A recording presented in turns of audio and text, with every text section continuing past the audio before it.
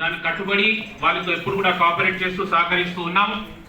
మేము గత 20 రోజులు నెల నుండి రోడ్ల పొంటి ఉండి చాలా కష్టపడి అధ్యక్షుల వారు పొద్దున అహర్నిశలు పొద్దున 6 నుండి సాయంత్రం 11 గంటల వరకు కూడా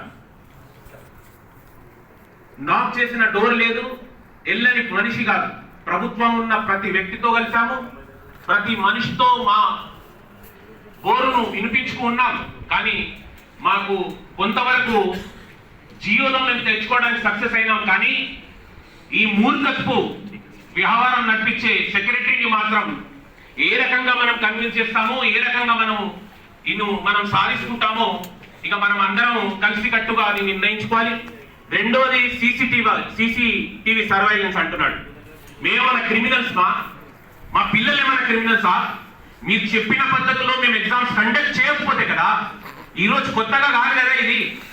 ఎన్నో సంవత్సరాలు నడుస్తున్న వ్యవస్థను నువ్వు వచ్చి రాత్రికి రాత్రి వ్యవస్థను మార్చుతానంటే అది నీ బ్యూరోక్రసీలో సాధ్యమేమో, కానీ మా దగ్గర ఇంత ఈజీగా సాధ్యం కాదు అన్న. మీరందరూ కూడా ఏ పిలుపునిచ్చినా హైదరాబాద్ తరఫున మాత్రం మేము మీకు ఎప్పుడు ఎన్నవేళ ఏ టైంలో మేము అందరం ఉంటామని. Thank you so much for this opportunity. Thank you. Thank you very much.